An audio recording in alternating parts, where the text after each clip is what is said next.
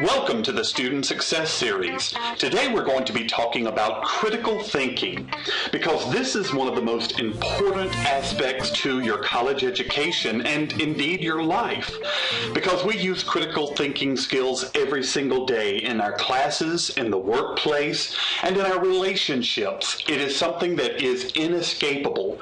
As a matter of fact, did you know that 75% of employers say that critical thinking skills are essential in the workplace? So not only is this word critical thinking and the act of critical thinking going to be important to your classes and writing papers and making presentations and solving problems, it's going to be ultimately important to you when you enter the world of work. I wanted to take a moment and share with you some of the rules for critical thinking from one professor, and I think they're very interesting.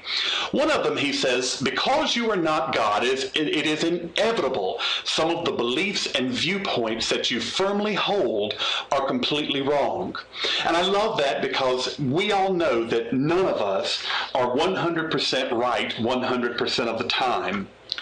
You must understand the viewpoint of those who disagree with you before you are fully able to understand your own. So basically, if you don't understand your opposing argument, the argument that someone who is completely on the other side of the fence, if you don't understand that argument as well as you understand your own, then you really can't understand and defend your own argument. You must be seriously willing to consider alternative viewpoints and to change your mind in order to be a critical thinker. Because critical thinking is not about rigid thinking, thinking that can never be changed, because we know that as we grow, as we age, as we learn more, things are going to become clearer to us. You must understand that authority, personal experience, pseudoscience, scientific research, nor intuition are on equal footing.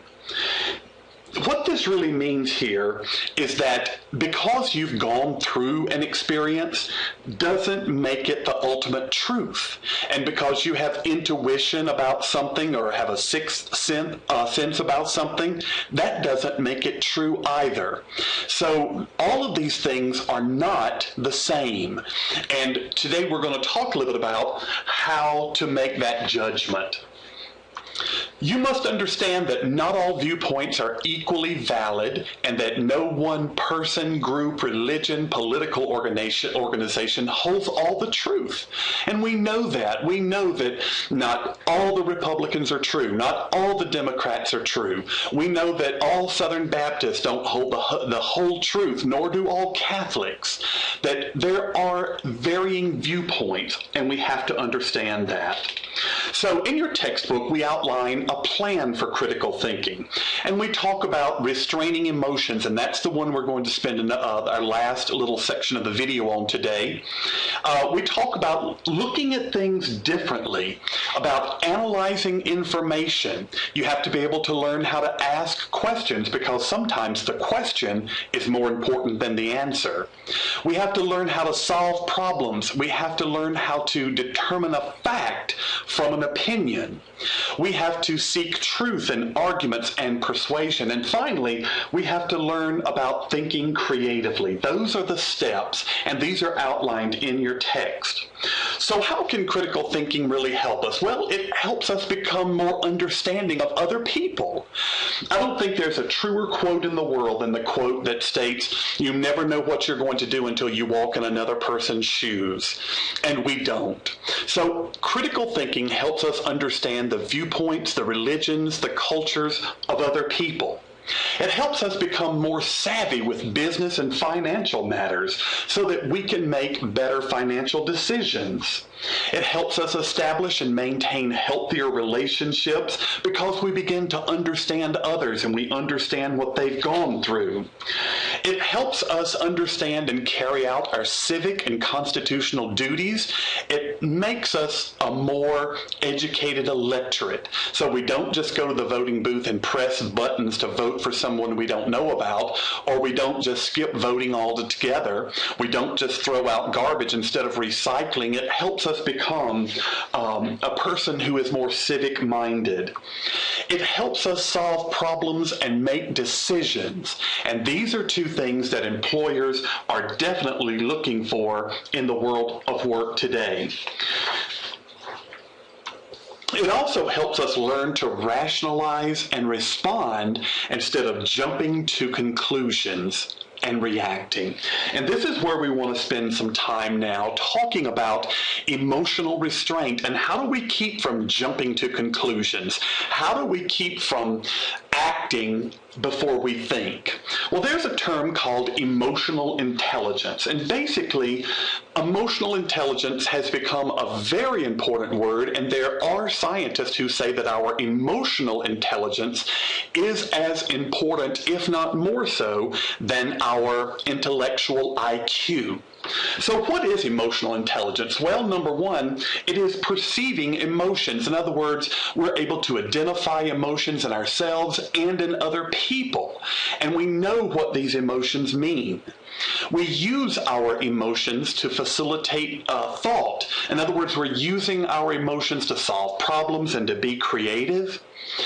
We're understanding our emotions, and what's happening there is we're perceiving the causes and consequences of our emotions. In other words, I understand if I get angry right here, what that's going to cause. And we learn how to manage our emotions. We begin to be open to feelings that are pleasant and unpleasant. Now, one of the most important things about emotional intelligence is this term that you may not have heard of before called the amygdala. And this is also discussed in your book. Now, the amygdala, this little part of the brain right here, is a primitive part of the brain. It's about the size of an almond. And this is the part of the brain that causes us to go into default behavior based on our past experiences. It remembers all of the frustrations that we've had in the past. It remembers the hurt. It remembers the anger. And this is a primal part of the brain because this little thing called the amygdala basically determines if we're going to have fight or flight. In other words, it determines if we're going to feel and then act, or if we're going to think it through. It determines if, for instance, someone else gets angry at us, are we going to get angry back at them? If they curse at us, are we going to curse them out? If they become physical with us, are we going to become more physical with them? So basically, this part of the brain is the part of the brain that remembers all of the things that have happened to us before in terms of negative emotions. And when something happens to us, this automatically kicks in and it tells us fight, fight, fight, instead of think, think, think. And so what we have to do is to understand, and this is very important, the amygdala is unchangeable. We cannot change it. We cannot erase those old memories. What we can do, however, is to say to ourselves when we feel it kick in, okay, this is my amygdala. This is the emotional part of my brain kicking in, and I've got to understand that. I've got to back away. I've got to think about this before I say something or do something that I'm going to regret very much later on. Basically, understanding the amygdala can be the key to having a greater emotional intelligence and to being able to think more critically. So that is one of the most important parts of the chapter, and a part that I really want you to pay attention to. So for your homework, you will notice that you are not doing the Knowledge in Bloom. You are doing the brain teaser activity that is located in your calendar. So I look forward to getting your creative answers, and I look forward to your questions about critical thinking.